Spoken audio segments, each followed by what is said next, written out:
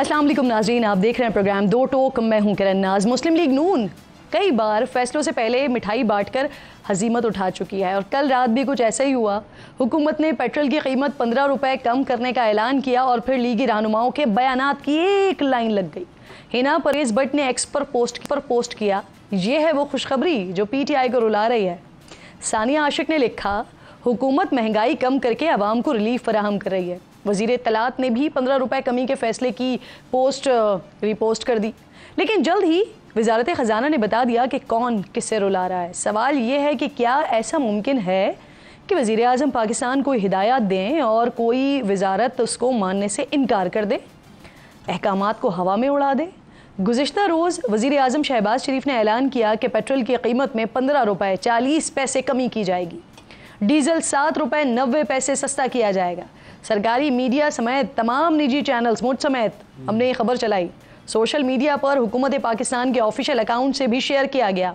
वफाकी वज़ीर इत्तलात अता तारड़ और हुकूमत से ताल्लुक़ रखने वाले दीगर अराकीन ने भी इसका क्रेडिट लिया। 12 बजते ही कई पेट्रोल पंप्स पर 15 रुपये के हिसाब से कमी कर दी गई, लेकिन जब नोटिफिकेशन आया तो बिल्कुल उल्टा हुआ। पेट्रोल सिर्फ 4 रुपये 74 पैसे और डीजल सिर्फ 3 रुपये 86 पैसे ही सस्ता किया गया। सवालात उठे तो हुकूमत ने कन्फ्यूजन कहकर झेप मिटाने की कोशिश की। निजी टीवी के मुताबिक उन्हें वज़ीर आज़म ऑफिस के ज़राए ने बताया कि वज़ीर आज़म की सिफारिशात नज़रअंदाज नहीं हुई, बल्कि इसमें कन्फ्यूजन हो गई थी। वजारत ख़जाना की जानिब से जो पहली समरी PM ऑफिस को भेजी गई, उसमें गलती से पेट्रोल की कीमतों में वो कमी तजवीज़ की गई थी जो 15 मई को पहले ही की जा चुकी थी। वज़ीर आज़म ने नाज़रीन पहले तो समरी को मंजूर कर लिया और साथ ही वजारत ख़जाना को हिदायत की कि वो इन आदाद शुमार की तस्दीक कर लें, जिस पर वजारत ख़जाना को अपनी गलती का एहसास हुआ और उन्होंने नए सिरे से समरी तैयार करके वज़ीर आज़म को भिजवा दी। अब यहाँ सवाल यह है कि क्या कोई वजारत इतनी गैर संजीदा हो सकती है कि गुज़िश्ता आदाद शुमार की बुनियाद पर नई समरी तैयार करके वज़ीर आज़म साहब को भिजवा दे? और अगर ऐसा वाकई है तो क्या हुकूमत इन अफसरान के ख़िलाफ़ कोई एक्शन लेने जा रही है जो हुकूमत की हजीमत और शर्मिंदगी का बाइस बने हैं? पेट्रोलियम डीलर्स एसोसिएशन के अब्दुल समी खान कहते हैं कि पेट्रोल की कीमत में 15 रुपये कमी के ऐलान के बाद पंप से बड़ी मकदार में कम कीमत पर पेट्रोल फ़रोख्त किया गया। जो नुकसान हुआ उसके इजाले के लिए वजारत पेट्रोलियम को ख़त लिखेंगे। दूसरी तरफ हुकूमत अगले हफ्ते अपना बजट पेश करने जा रही है, जिसके बाद पेट्रोलियम मसनूआत मज़ीद महंगी होने का इम्कान है। इस वक्त पेट्रोलियम मसनूआत पर GST की शरह 0 है।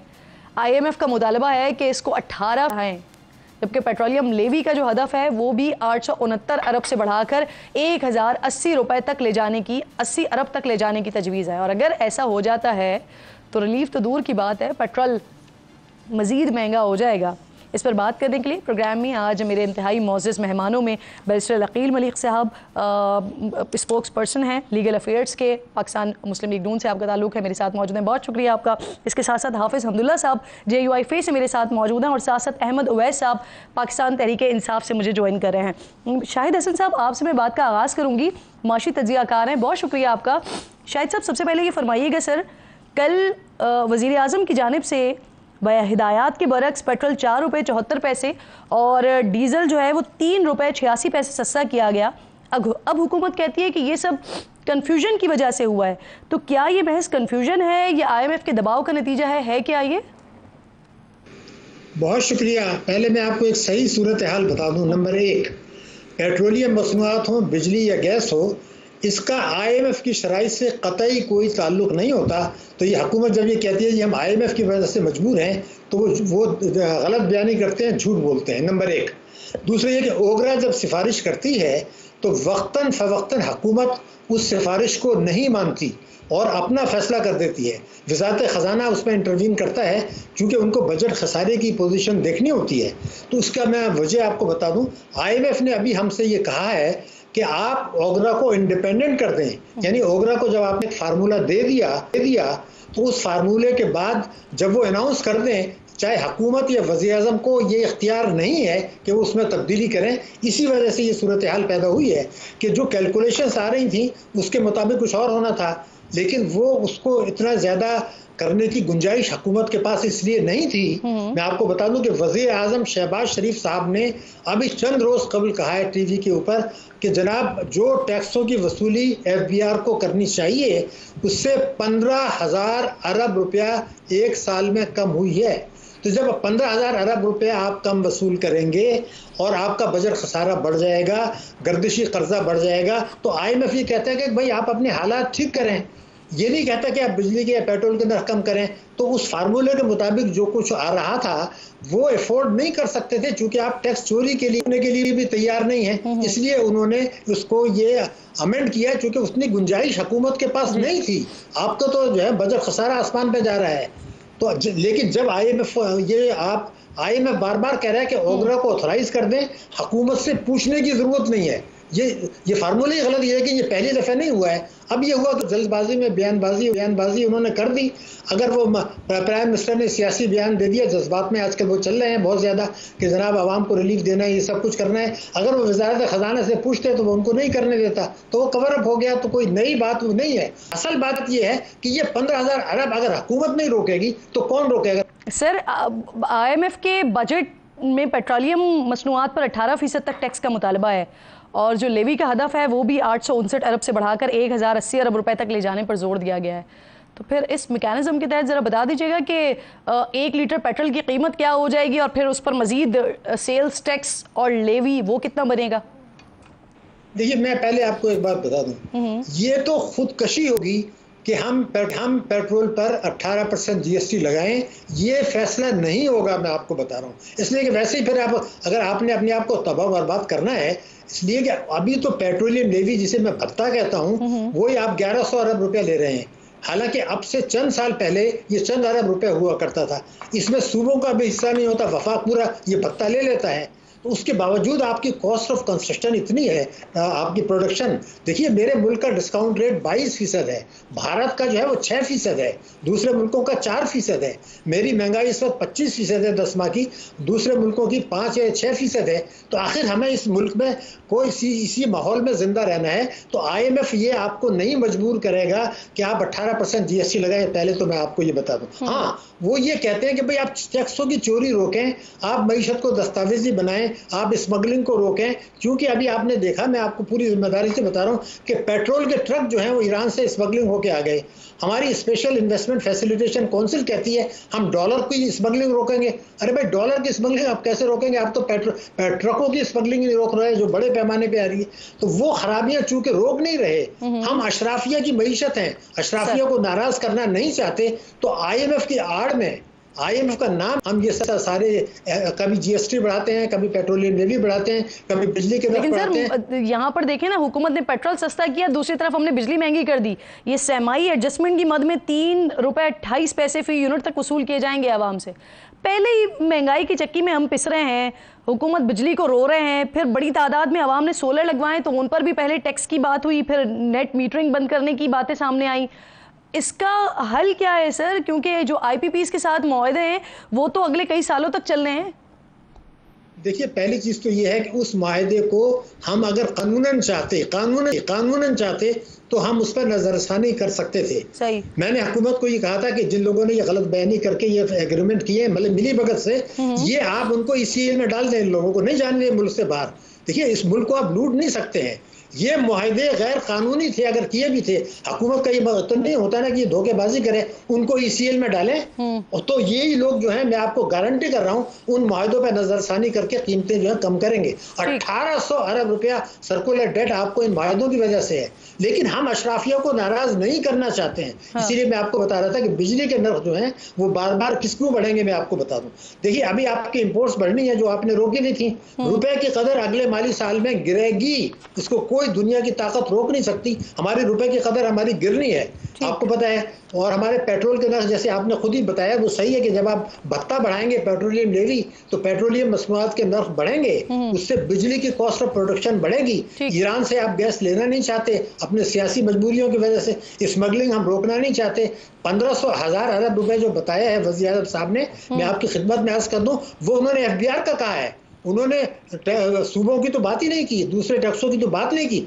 मैंने कई महीने पहले कहा था, एक साल में 22,000 अरब रुपया हम कम वसूल कर रहे हैं, मैं साबित कर सकता हूँ। वज़ीर आज़म ने जो 15,000 अरब आप कहा है, वो तो सिर्फ एफबीआर का कहा है। आप उसके बड़े हिस्से को रोकें, ये हमारी स्पेशल इन्वेस्टमेंट फाइनेंस कमेटी की जो जिम्मेदारी है कि वो सियासतदानों को बुलाए कि जनाब आपके एजेंडे में तो ये लिखा है मंशूर में, जिसकी बुनियाद पर आप इलेक्शन जीते हैं कि वफाक और सूबे हर किस्म की आमदनी पर टैक्स लगाएंगे, मईशत को दस्तावेजी बनाएंगे, काले धन को सफेद होने से रोकेंगे। तो कौन सी मंशूर के मुताबिक अगर बजट बना दिया जाए, वफाक और सूबे ने उसे फेंक दिया मंशूर को, तो मैं ये चाहता हूं कि वो उनको मजबूर किया जाए कि जिस मंशूर पर आप आए हैं उस पर अमल करें। उसके तहत बजट बना दिया जाए तो फायदा होगा। ठीक, बहुत बहुत शुक्रिया आपका शाहिद हसन साहब, प्रोग्राम में आप साथ मौजूद थे। अकील साहब, आपसे ही इस बात का जवाब ले लेते हैं। वो आपने बराह रास्त मंजर देख लिया, आगाज में आंख में कुछ गया तो वो आंसू निकल गए, लेकिन आवाम के साथ तो बाकायदा आप लोगों ने किया है। आवाम 8-8 आंसू रो रहे हैं 15 रुपए सुन के, और फिर उसके बाद 4 रुपए का पेट्रोल। सर क्या हुआ है ये? किरण, बहुत बहुत शुक्रिया। सबसे पहले जो देखें, पॉलिटिकल गवर्नमेंट होती है, हमारी पार्टी का एक मैनिफेस्टो है और उसमें हत्तुल इम्कान वज़ीर आज़म साहब की कोशिश है कि आवाम को रिलीफ फराहम किया जाए, और रिलीफ फराहम हो भी रहा है। ये नहीं है, लाइट डीजल ऑयल देख लें, LPG देख लें, केरोसिन देख लें, और इस माह जो मई का महीना था इसमें 20 रुपये जो है डीजल कम हुआ है और 25 रुपये पेट्रोल कम हुआ है। तो ये बात तो नहीं है कि पैसे कम नहीं हो रहे, कीमतों में कमी नहीं आ रही। कल क्या हुआ? देखें, कल की जहाँ तक बात है, एक क्लैरिफिकेशन थोड़ी सी आई, क्योंकि पिछली जो 15 मई की समरी थी वही दोबारा गालबन इनएडवर्टेंटली मूव हो गई थी और इस वजह से हुआ। तमाम तर कीमतों को देखा जा रहा है, ये ऐसी बात नहीं है। एक्शन हुआ कोई उस पर? देखें, आई थिंक एक ह्यूमन एरर था, एक मिस्टेक थी, एंड आई थिंक इसको just let it be a mistake. Because वज़ीर आज़म की हिदायत की खबर कैसे चल गई? देखें, मेरे ख्याल से एक तो इतलाक उसका जो हुआ वो 12 बजे के बाद हुआ। 12 बजे से पहले अगर पेट्रोल किसी ने सस्ता बेचा तो वो ओगरा की तरफ से चले, एक ह्यूमन एरर हुआ, ओगरा की तरफ से होना चाहिए था, फिर वो हिदायत होनी चाहिए थी। लेकिन वजीर आजम की हिदायत पर ये चीज सामने आ जाना, ये तो फिर चलना ही चाहिए था कि ओगरा की तजावीज है ये सामने। ह्यूमन एरर में ले लीजिएगा इसको, उससे ज्यादा नहीं। और ये नहीं कि कीमत कम नहीं हुई, कीमत तो फिर भी कम हुई ना। सर, वजीर आजम की हिदायत भी ह्यूमन एरर में ले हम नहीं, देखें, आवाम को रिलीफ तो फराहम हुआ ना। At the end of the day just look at the bigger picture, और बिगर पिक्चर ये है कि आवाम को रिलीफ बतदरीज मिल रहा है, वक्तन फवक्तन अशिया खुर्दोनोश हो, बाकी दीगर चीज़ें हों, पेट्रोल हो, बाकी आटा हो, चीनी हो, खाने पीने की चीज़ें हो, तमाम चीज़ों लार्जर पिक्चर में अगर देखें जो आप बात कर रहे हैं, तो उससे तो फिर ये लगता है कि अगर ओगरा की जानिब से एक गलत समरी मूव हो गई तो जो आपके साइड के जो वज़रा थे उन्होंने वज़ीर आज़म की हिदायत बनाकर उसे पेश कर दिया। नहीं, इसमें क्लैरिफिकेशन होनी चाहिए, और आज मेरे ख्याल से डॉक्टर मुसद्दिक साहब ने बिल्कुल इस पर क्लियर किया है और क्लैरिफिकेशन दी है, और ये वहीं से नंबर्स आ रहे हैं। हम कोई माजरत के साथ PTI की हुकूमत नहीं है कि जो खुद ऑन पर्पस IMF का एग्रीमेंट वायलेट करें और जाते जाते जो है 10 रुपये कम कर दें।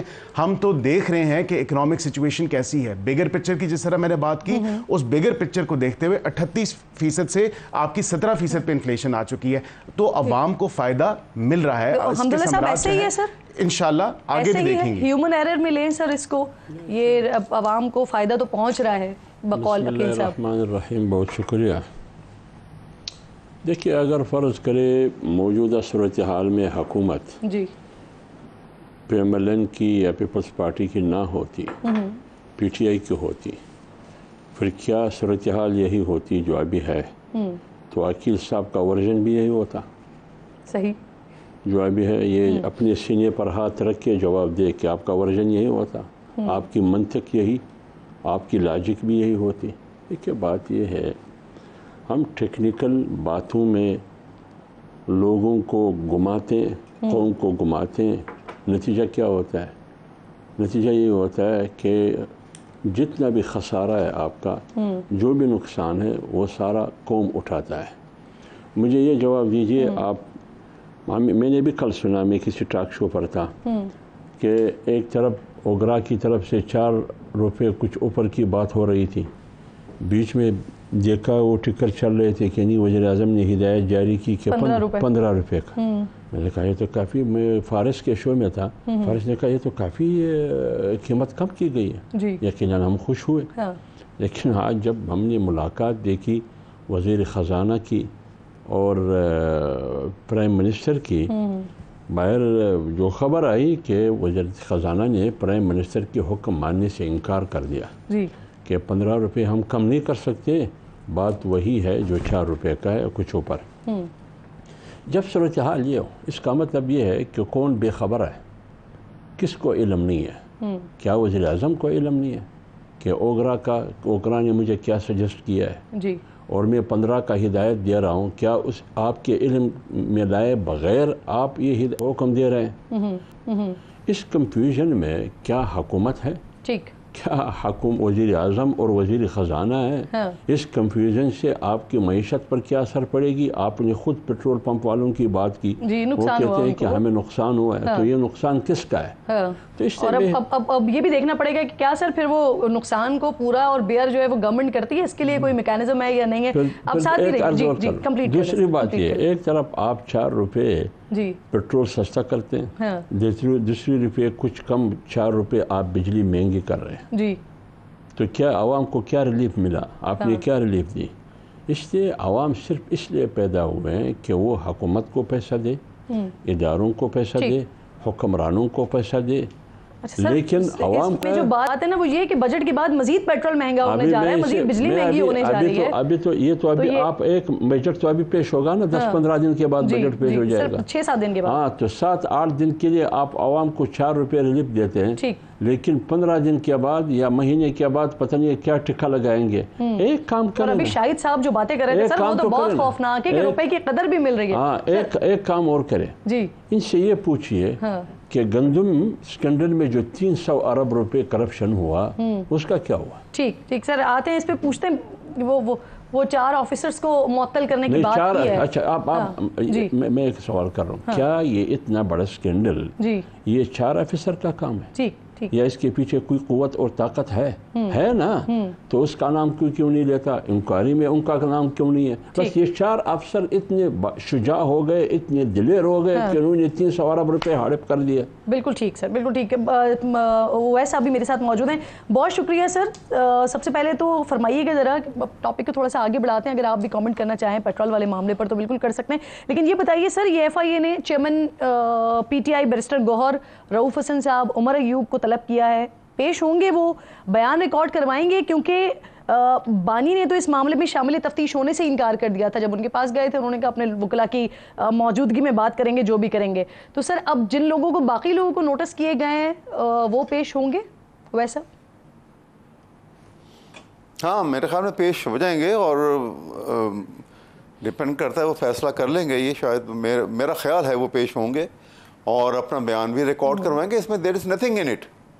ये तो एक आप राई का पहाड़ बना रहे हैं, कोई ऐसा मसला नहीं है। और इसको प्ले आप करके आप खुद कॉन्शियसनेस का मुजाहरा कर रहे हैं बिला वजह, बिला जवाज़।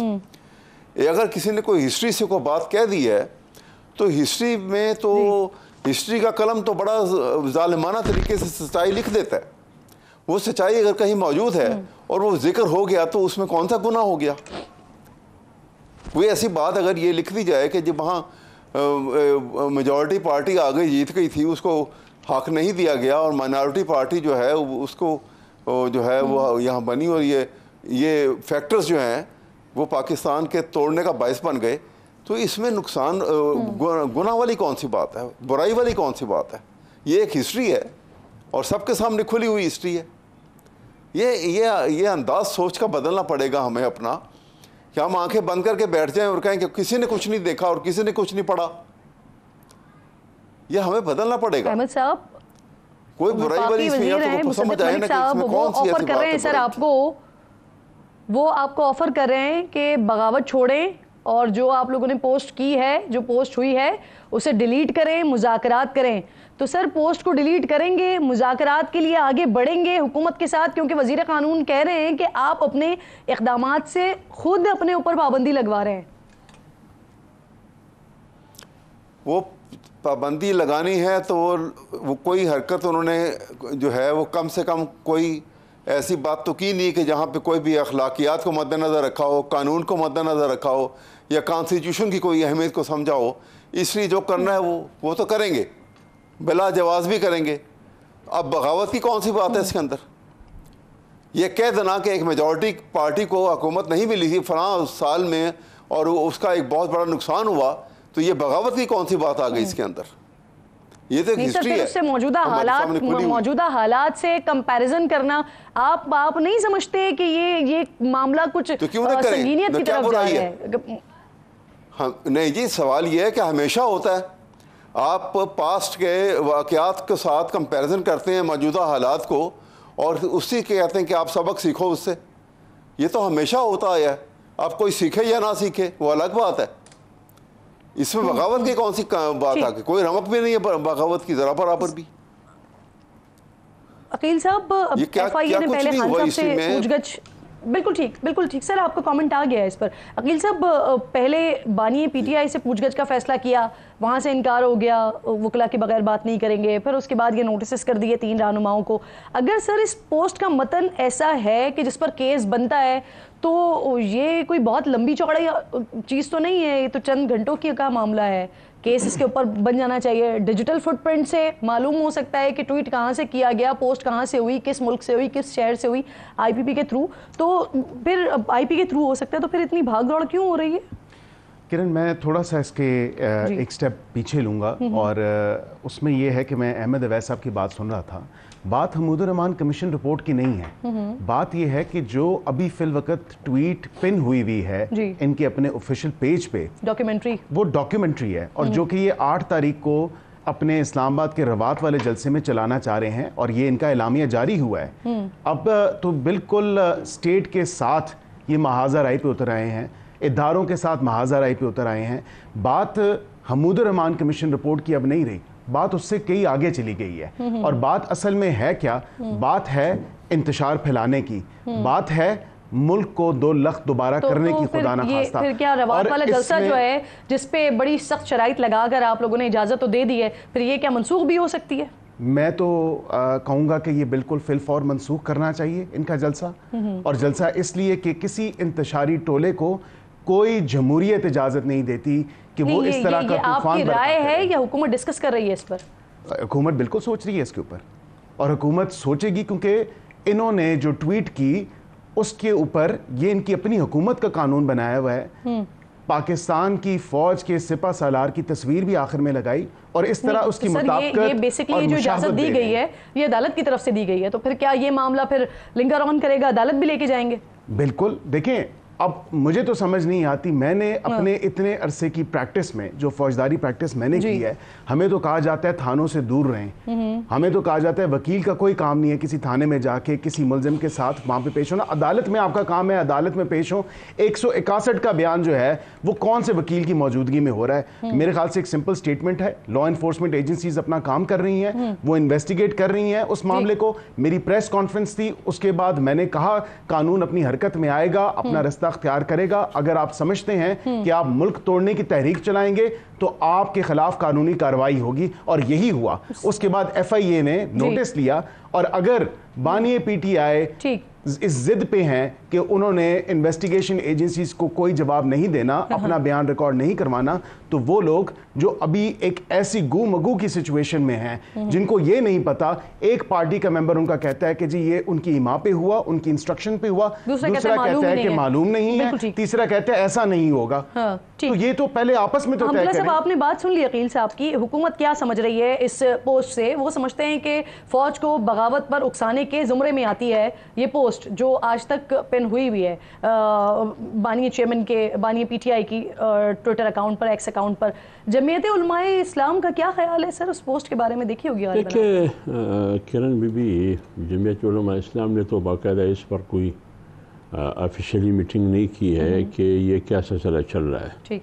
लेकिन मैं अपनी ज़ाती राय देता हूँ।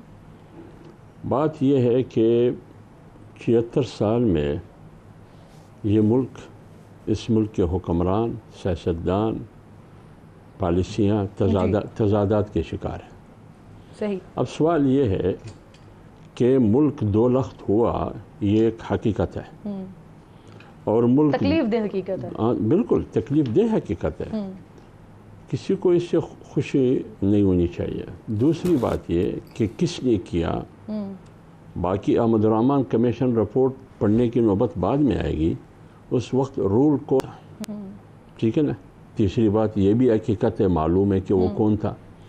तीसरी बात ये है कि अक्सरियत वोट किसको मिले, अक़लियत किस पार्टी के पास थी, तो फिर ये भी एक हकीकत है, मालूम है। और ये भी एक हकीकत है कि हुकूमत अक्सरियत के हवाले क्यों नहीं की गई, अक़लियत के हवाले क्यों की गई। ठीक है ना, ये तमाम हकीकतें हैं, इससे आप इनकार कैसे कर सकते हैं। एक बात सही, अगर किसी ने इसका जिक्र किया, किसी ने इसका जिक्र किया, क्या इससे पहले दिगर सियासी क़ियादतों ने आज भी मौजूद है, जिंदा है, उन्होंने जिक्र नहीं किया? किया है उसका जिक्र। आप पुराना क्लिप्स उठा के देखिए, तो सबने किया है। हाँ, तो जब सब ने किया तो फिर उन सबको हथकड़ी डाल के बगावत का मुकदमा बना के अंदर डाल दें। ठीक, लेकिन सर मैं ब्रेक के बाद आप यहीं से कंटिन्यू कर लीजिएगा, ब्रेक की कॉल आ गई, एक छोटा सा ब्रेक लीजिए, तीनों मौजूद मेहमान साथ ही मौजूद।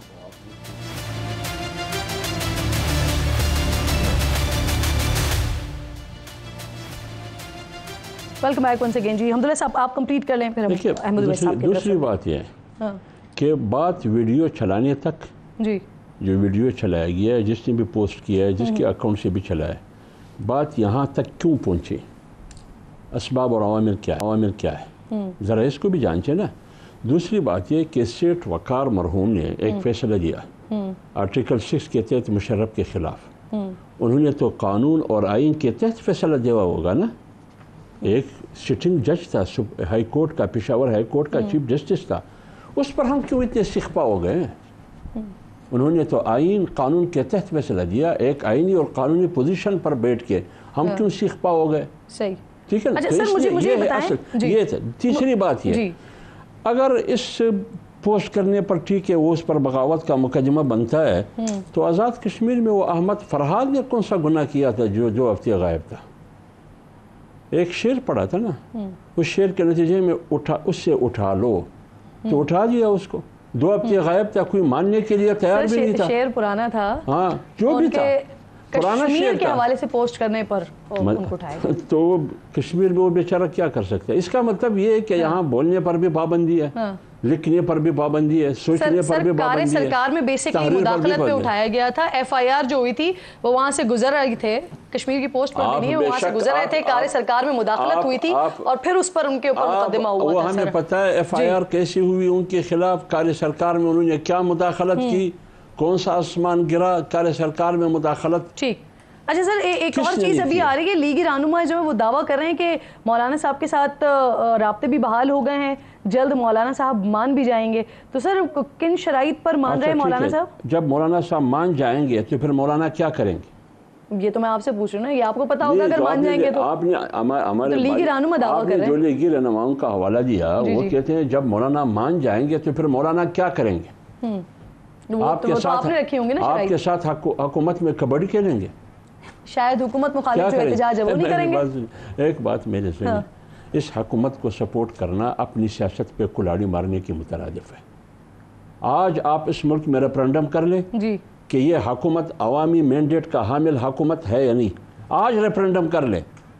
पाकिस्तान की आज हमदुल्ला साहब आप ऑन रिकॉर्ड आवाम को बता दें कि किसी भी सूरत मौलाना साहब इस हुकूमत को सपोर्ट नहीं करेंगे, इस हुकूमत के साथ नहीं होंगे। मैं आपको कहूँगा कि किसी भी सूरत में जमीयत उलमा इस्लाम हुकूमत को सपोर्ट नहीं करेगी, न वोट करेगी, न हुकूमत का हिस्सा बनेगी, अपोजिशन में पार्लियामेंट के अंदर रहेगी और पार्लियामेंट के बाहर अवामी असम्बली लगाएंगी। और आज भी मुजफ्फरगढ़ में अभी हमारा जलसा जारी है, अवामी असम्बली, यही सिलसिला जारी रहेगा। ठीक, आप रिकॉर्ड पर ले आए हैं इस बात को।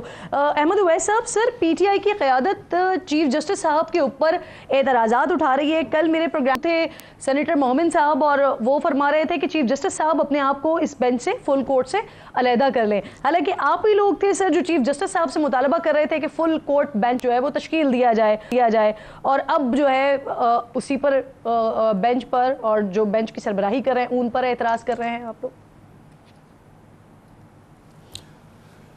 मेरे ख्याल में वो एक इस जजमेंट की बुनियाद पे कर रहे होंगे कि एक जस्टिस गुलजार साहब जब चीफ जस्टिस थे तो वो उस वक्त एक केस में जिसमें काजी साहब भी तशरीफ़ फरमा थे और बेंच के में बैठे हुए थे, और उसके बाद कुछ इनके रिमार्क्स की वजह से उन्होंने ये एक बाकायदा रिपोर्टेड जजमेंट है जिसमें उन्होंने ये लिख दिया था कि आइंदा कोई केस जिसमें इमरान खान से मुतल्लिका होगा तो वो उसके अंदर उनको नहीं बिठाया जाएगा।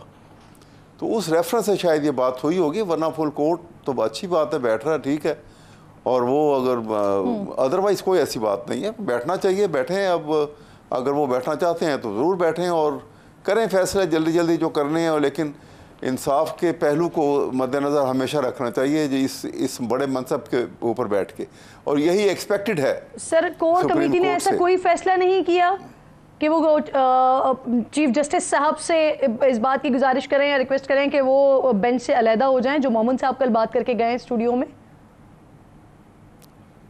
मेरे इल्म में नहीं है, कोर कमेटी में ऐसी कोई बात नहीं हुई। अगर कोई ऐसे फैसले की नहीं, मेरे से कोई बात नहीं हुई, मेरे इल्म में ये बात नहीं है वैसे, बिल्कुल। अच्छा अहमद साहब, सर आपको लगता है कि चीफ जस्टिस पर एतराज़ करके किसी भी किस्म का रिलीफ हासिल किया जा सकता है, या दूसरी सूरत में इसका नुकसान हो सकता है? मुझे नुकसान तो इतने हो चुके हैं, और क्या नुकसान होगा। चीफ साहब ने जो फैसला सुनाया था, इलेक्शन सिंबल का फैसला रात के 11 बजे सुना के, इससे बड़ा नुकसान क्या कर सकते थे वो। ये तो छोड़ें आप, माजी में जो बातें हो गई हैं। हम तो कहते हैं कि आगे वे फॉरवर्ड होना चाहिए, आगे चलें, पिछली गलतियां हुई सही हुई, आगे ठीक होके चलें, इंसाफ के तकाजे पूरे करें और उस मनसब को एहसास करें, क्योंकि हम समझते हैं कि जज जब इंसाफ की कुर्सी में बैठता है तो के लिए तो हुकूमत आपसे बात करने को तैयार है, हुकूमत आपके साथ मुज़ाकरात करने को तैयार है, लेकिन वे फॉरवर्ड के लिए तो आप लोग मुज़ाकरात के लिए तैयार नहीं है। आपकी तरफ से तो कैटेगोरिकली कह दिया जाता है कि हम ये देखें ना, अभी डाकों के साथ बैठेंगे ही नहीं, या उनके साथ ही नहीं बैठेंगे जिनके पास पावर ही नहीं है। बात यहाँ की थी कि मेरी बात सुनिए, मैंने आगे भी ये बात की थी कि वे फॉरवर्ड का इसमें हुकूमत के मुज़ाकर का तरीका ये होता है, और आप अगर थोड़ी सी हिस्ट्री में चले जाइए तो जब भुट्टो साहब के ऊपर भी रिगिंग का चार्ज लगा था और बड़े एजिटेशन हो गए थे, तो उन्होंने भी बीइंग दी गवर्नमेंट उन्होंने मुज़ाकरात का हाथ बढ़ाया था, अपोजिशन को इनवाइट किया था और कहा था TOR ये होंगी और हम बैठ के बात करते हैं। इसी तरह से अब भी अगर ये करे ना कि ये TOR होगी, हम बैठ के बात करने को तैयार हैं, देखिए बात शुरू हो जाएगी। ये लॉफ्टी स्टेटमेंट के साथ मसाइल नहीं हल होते, बात तो ये है। और बात वही आ जाती है कि ये इनके अंदर वो कॉन्फिडेंस नहीं है, ये देखते हैं ऊपर की तरफ, और कॉन्फिडेंस इसलिए नहीं है कि जिस तरह अभी मौलाना ने बड़ी सही बात की है कि आज रेफरेंडम करवा लें, इनको पता लग जाएगा ये कितने पानी में है, क्या पोजीशन है इनकी। मामला तो ये बहुत खराब हुए में, लेकिन मुज़ाकरात का एक रास्ता खुलना चाहिए। अच्छी बात है, मैं वकील साहब से इस पर जरा कमेंट ले लेती हूँ जो आप बात करें। सर, आपकी पार्टी के अंदर भी, हुकूमत के अपने अंदर भी पाकिस्तान तहरीक इंसाफ के मामले पर क्या कोई कन्फ्यूजन मौजूद है? सागदार साहब कहते हैं कि इन लोगों से बात ही नहीं हो सकती, मुज़ाकरात ही नहीं हो सकते। मुसद्दिक मलिक साहब कहते हैं बगावत छोड़ें, आगे बढ़ते हैं। कभी सेनेट में इरफान सिद्दीकी साहब कहते हैं कि बात करते हैं, मुज़ाकरात करते हैं, आगे बढ़ते हैं। तो आपकी पार्टी भी डिसीजन नहीं ले पा रही है कि क्या PTI से आया मुज़ाकरात करने हैं या नहीं करने हैं? वहाँ से तो आप लोगों के लिए नो लिफ्ट है, लेकिन क्या आप लोग फाइनल डिसाइड नहीं कर पा रहे हैं करना क्या है इस जमात का? नहीं, हमारा बड़ा दो टोक मौक़िफ़ है, और आई थिंक 4-5 दिन पहले तक तो यही बात थी कि हमने इनको बारहा दफ़ा इनवाइट भी किया, बताया भी, कहा भी, दावत भी दी कि आप आएँ हमारे साथ बैठें, लेकिन आपको भी इतनी देर की बात नहीं है, दूर की बात नहीं है। आपको भी पता है कि ये बार बार कहते रहे कि हमने इनसे बात नहीं करनी, हमने उनसे बात करनी है, वो भी आपको पता है। लेकिन उसके बाद जो अभी 5 दिन पहले जो तमाम तर सिचुएशन हुई इस ट्वीट के हवाले से, अब हमारा दो टोक मौक़िफ़ है कि हमने जेल में बैठे शख्स से बात नहीं करनी, इनके पार्लियामान के अंदर जो मेंबर हैं वो हमसे बात करें, वहाँ पे जाके किसी से बात नहीं होगी। जो बिलखुसूस 9 मई में लोग इन्वॉल्व हैं उनसे बात नहीं होगी। ये हुकूमत का फैसला है जी, हुकूमत का। आपने देखा कि बड़ा दो टोक मौक़िफ़ है कि 9 मई में जो लोग इन्वॉल्व हैं उनसे कोई मुज़ाकरात और कोई बात नहीं होगी। इनके पार्लियामेंट में जो मेंबरान हैं, अरकान पार्लियामेंट, उनसे हम बात करने के लिए तैयार हैं, हम TORs भी सेट करने के लिए तैयार हैं, लेकिन वो हमसे बात ही नहीं करना चाह रहे। तो आज जिस तरह मुसद्दिक मलिक साहब ने कहा कि ये किससे बात करना है, दीवारों से बात करना चाह रहे हैं, तो सियासी मामलात का, सियासी इशूज़ का सियासी हल होगा और पार्लियामेंट के अंदर ही रह के आपको इसका सोल्यूशन मिलेगा। ठीक ठीक, बिल्कुल ठीक। अच्छा सर, मौलाना फजलुर रहमान साहब के हवाले से, जैसे अभी हम्दुल्ला साहब कह रहे हैं कि कैटेगोरिकली बता रहे हैं वो कि आपके साथ किसी भी किस्म का ना आपके लिए सपोर्ट है, ना आपकी जमात का हिस्सा बनने जा रहे हैं, और आपकी तरफ से ये आ रही है बात कि उनके साथ मामलात ऑलमोस्ट अब फाइनलाइजेशन की तरफ आ गए हैं और शायद वो हिस्सा भी हो जाएंगे, मान जाएंगे। मौलाना साहब का हमारे बहुत ज़्यादा एहतराम और एक ज़ाती ताल्लुक़ है, सियासी ताल्लुक़ के अलावा हमारी पार्टी की लीडरशिप का। और मौलाना साहब हमारे लिए नहायत काबिल एहतराम है। मौलाना साहब हमेशा जब भी मुश्किल वक़्त में हम थे तो हमारे साथ खड़े रहे, खा वो हम हुकूमत में हों, हम अपोजिशन में हों। अभी भी मौलाना साहब की मुलाकातें हुई हैं। ये नहीं है कि इस पिछले 4 माह के अंदर मौलाना साहब की मियाँ साहब के साथ मुलाकात हुई, वज़ीर आज़म साहब से मुलाकात हुई, दीगर पार्टी के लोगों से भी मुलाकात वक्तन फ़वक्तन गाए बगाए होती रही। लेकिन अभी जो एक सिचुएशन ऐसी है क्योंकि मौलाना साहब और इनकी पार्टी वो दीगर अपोजिशन की जमातों से भी मिलते रहे, बिलखुसूस जिनके साथ वो एट ऑड्स थे। और बड़ा कह लें उनका एक जो सिचुएशन है, उनका जहनी हम आंगी ही नहीं है उस पार्टी के साथ या उसकी पॉलिसी के साथ। और वो माजी में उनको क्या कहते रहे और ये पार्टी उनको माजी में क्या कहती रही, तो ये मिलाप होता हुआ नजर नहीं आ रहा। कहीं ना कहीं डेडलॉक है ना, तभी हमारे सामने नेचुरल जो अलायंस है वो हमारे साथ ही है। और इंशाल्लाह हमें उम्मीद है कि हमारी कोशिशें रंग लाएंगी और मौलाना साहब और उनकी पार्टी को हम कायल कर लेंगे, हमारे साथ आएंगे। गलत साबित कर देंगे यानी आप अब्दुल्ला साहब को आप ये कह रहे हैं। सर, ये मखसूस नशिस्तों वाले मामले पर जो भी अदालत में फैसला होता है और उसके बाद एक हाइपोथेटिकली अगर सिचुएशन ये हो जाती है कि वो तमाम नशिस्तें वापस करने की बात होती है, तो 2 जमातें तो गई थी एप्लीकेशन लेके, लेकिन आप लोगों को तो अदालत ने बुलाया था इस सारे मामले पर, और फिर JUI के हिस्से में भी आई वो मखसूस नशिस्तें। अगर वापस होने की बात होती है तो फिर क्या स्टांस होगा JUI का? मेरे ख्याल में हम जब अदालत फैसला करेगी, इलेक्शन कमीशन ने फैसला, उसका फैसला भी आपके सामने है, पेशावर हाई कोर्ट का फैसला भी आपके सामने है। अब सुप्रीम कोर्ट गालिबन 3 तारीख को जी समाअत करने जा रही है। फुल कोर्ट है ना, फुल कोर्ट है जी। अदालत जो भी फैसला करेगी हमें क्या इतराज़, हमें कोई इतराज़। जो भी अगर आपको वापस मिलती है तो आप नशिस्त से लेंगे? हमें जब अदालत फैसला करती है तो फिर हम क्या कर सकते हैं? ठीक, सही। लेकिन अगर अदालत ने फैसला किया कि आपका हक नहीं बनता है, ना बने, सही, किसी भी सूरत में आपके लिए जो है वो काबिल कबूल होगा। बहुत शुक्रिया अब्दुल्ला साहब, अकील साहब और अहमद उवैस साहब, तीनों मेरे मोअज़्ज़ज़ मेहमान मौजूद थे। एक छोटा सा ब्रेक लीजिए, ब्रेक के बाद वापस आते हैं तो 2 जगहों पर बड़े खेल होने जा रहे हैं। एक तरफ बड़ा अजीब सा खेल है यानी इंडिया में, और एक तरफ मेगा इवेंट हो रहा है। दोनों की बात करते हैं ब्रेक के बाद।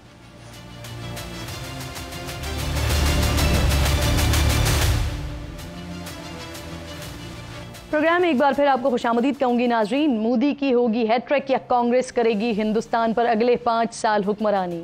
इंडियन लोकसभा यानी ऐवान ज़ेरी के 7 मराहिल पर मुश्तमिल तवील इलेक्शंस का 7वां और आखिरी मरहला मुकम्मल होने के बाद वोटर्स की राय पर मुश्तमिल एग्जिट पोल आना शुरू हो गए हैं, जो मोदी की तीसरी मरतबा वज़ीर आज़म की कुर्सी पर वापसी के इशारे दे रहे हैं। इंडिया में हुकूमत बनाने के लिए किसी भी जमात को लोकसभा की कम अज़ कम 272 नशिस्तें दरकार होती हैं। इंडियन न्यूज़ चैनल NDTV के मुताबिक 6 एग्जिट पोल्स BJP की सरबराही में हुक्मरान इत्तेहाद नेशनल डेमोक्रेटिक अलायंस को लोकसभा की 350 से 400 तक नशिस्तें मिलने की पेशगोई कर रहे हैं। इन्हीं एग्जिट पोल्स ने रियासत कर्नाटका, महाराष्ट्र और केरला में जीत की भी पेशगोई की है।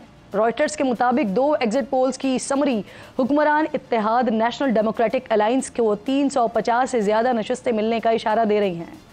दूसरी तरफ यही एग्जिट पोल्स कांग्रेस की क़यादत में अपोजिशन इत्तेहाद इंडिया को 120 के आसपास नशिस्तें मिलने की पेशगोई कर रहे हैं।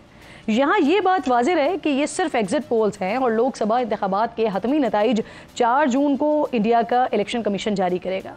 2019 के इलेक्शंस में BJP ने 303 नशिस्तें हासिल की थीं, जो NDA इत्तेहाद की बदौलत 353 तक पहुँच गई थी। दूसरी तरफ कांग्रेस ने गुज़िश्ता इलेक्शंस में 52 नशिस्तें जीती थी, जो UPA इत्तेहाद को मिलाकर 91 तक पहुंची थी। यहाँ दिलचस्प और हैरान कुन हकीकत यह है कि 2019 इलेक्शंस के हतमी नताइज भी एग्जिट पोल्स में की गई पेशगोइयों के मुताबिक ही आए थे। अगर इस मरतबा भी एग्जिट पोल्स की पेशगोइयाँ दुरुस्त साबित होती हैं तो नरेंद्र मोदी जवाहरलाल नेहरू के बाद मुसलसल तीसरी मरतबा वज़ीर आज़म बनने वाले दूसरे वज़ीर आज़म बन जाएंगे। इस मुमकिना जीत के लिए मोदी ने अपने रुकावट को हर नाजायज़ हथकंडे से दूर किया है। इलेक्शन से पहले ही मोदी हुकूमत ने अपोजिशन की सबसे बड़ी जमात कांग्रेस के बैंक अकाउंट्स मुबैना टैक्स चोरी की तहकीकात का बहाना बनाकर मुंजमद कर दिया, जिससे अपोजिशन को इलेक्शन मुहिम में शदीद मुश्किलात का सामना रहा। आम आदमी पार्टी समेत दीगर सियासी मुखालिफिन के खिलाफ मोदी हुकूमत ने इलेक्शन से पहले मुख्तलिफ तहकीकात शुरू करके केस बनाए और उन्हें जेल में डाल दिया। इलेक्शन मुहिम में मोदी ने हर बार की तरह इस मरतबा भी पाकिस्तान दुश्मनी और मुसलमानों से नफरत की गलीज सियासत खेली। ये तमाम हरबे आजमा कर मोदी की इक़्तिदार की हैट्रिक तो वाज़े नज़र आ रही है, लेकिन साथ ही ये फतह वाज़े कर रही है कि हिंदुस्तान में नफरत, इंतहा पसंदी और इस्लाम दुश्मनी की सियासत फिर से जीत गई है। एक बार फिर अल्लामा इकबाल रहमतुल्लाह अलैह और हज़रत कायद आज़म रहमतुल्लाह अलैह दुरुस्त साबित हुए हैं। बड़े बड़े आलिम, दानिश्वर, शायर फिर गलत साबित हुए हैं जो कहते थे कि हिंदुस्तान की तकसीम मुसलमानों के हक़ में नहीं है। आज वो देख लें कि 75 साल गुजरने के बावजूद में इंतहा पसंद हिंदुत्वा सोच जीत रही है और मुसलमानों को आज भी नफ़रत की निगाह से देखा जा रहा है। पार्टी कोई भी हो, हिंदुस्तान में जीत के लिए उसे टारगेट मुसलमान को ही करना होगा। यही उनकी जीत की गारंटी है। मुसलमानों को हिंदुस्तान में इक़्तिदार तो दूर, बुनियादी हुकूक भी पामाल हो रहे हैं और इस वादे पर मोदी इलेक्शन जीत रहा है कि मुसलमानों का हक़ छीन कर वो हिंदुओं में तकसीम करेगा। आज फिर से अपने आबाओ अजदाद को सलाम पेश करने को दिल चाहता है जिन्होंने हज़रत इकबाल के नज़रिए और मोहतरम कायद की आवाज़ पर लब्बैक कहा था। प्रोग्राम में आगे बढ़ते हैं। चंद ही घंटों में T20 वर्ल्ड कप का मेगा इवेंट शुरू होने वाला है। पहली मरतबा वर्ल्ड कप के मैचेस अमेरिका में भी होंगे। 55 में से 16 मैचेस अमेरिका, जबकि बाकी तमाम मैचेस वेस्ट इंडीज़ में खेले जाएंगे। T20 वर्ल्ड कप की तारीख में पहली मरतबा 20 टीम्स टूर्नामेंट में हिस्सा ले रही हैं। अमेरिका, पापुआ न्यू गिनी और युगांडा की टीमें भी पहली मरतबा किसी भी T20 वर्ल्ड कप में शिरकत करेंगे। शॉर्ट फॉर्मेट की हुक्मरानी की सबसे बड़ी लड़ाई का आगाज़ जो है वो मेज़बान टीम अमेरिका और कनाडा के दरमियान मुकाबले से होगा। ये मैच अब से तकरीबन 6 घंटे बाद पाकिस्तानी वक्त के मुताबिक सुबह 5:30 बजे खेला जाएगा। पाकिस्तान क्रिकेट टीम टूर्नामेंट के लिए अमेरिका पहुंच चुकी है, जहां वो अपना पहला मैच 6 जून को मेज़बान अमेरिका के खिलाफ खेलेगी, जबकि इवेंट और दुनिया क्रिकेट का सबसे बड़ा और हाई वोल्टेज मुकाबला पाक भारत मैच 9 जून को न्यूयॉर्क में होगा। सवाल यहाँ पर यह है कि क्या इस मेगा इवेंट के लिए ग्रीन शर्ट्स की तैयारी भी मेगा ही है? ये सवालात उठाने की बुनियादी वजह हमारी कौमी क्रिकेट टीम की हालिया कारकर्दगी है। चंद दिन पहले ही बाबर 11 पहली मरतबा आयरलैंड जैसी कम तजर्बेकार टीम से मैच हारी, फिर न्यूजीलैंड से भी सीरीज़ ड्रॉ हुई थी और इंग्लैंड से तो अभी ताज़ा शिकस्त खाकर वर्ल्ड कप के मैदान में कदम रखा है। 2022 में बाबर आजम की कप्तानी में T20 वर्ल्ड कप का फाइनल इंग्लैंड से हारने के बाद से गुज़िश्ता 2 सालों में कौमी क्रिकेट टीम सिर्फ आयरलैंड के खिलाफ सीरीज़ जीतने में कामयाब रही है।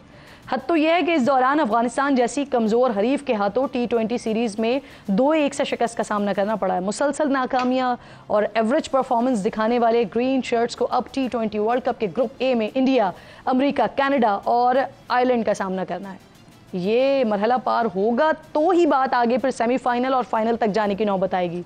लेकिन ओपनिंग पार्टनरशिप से लेकर पाकिस्तानी बॉलिंग अटैक और इंग्लैंड के खिलाफ आजम खान के विकेट कीपिंग की परफॉर्मेंस के बाद क्रिकेट फैंस को फिक्र है कि अगर टीम इसी तरह खेलती रही तो T20 वर्ल्ड कप में क्या होगा। लेकिन हम बतौर कौम आज भी हर बार की तरह इस बार भी पुरुम्मीद हैं कि हमारे क्रिकेटर्स पिछले मैचेस और सीरीज़ की नाकामियों को ज़रा भुलाएं, एक नए जोश, वलवले और जज्बे के साथ मैदान में उतरें और इस मरतबा मैचेस जीत कर कौम का दिल भी फिर से जीत लें।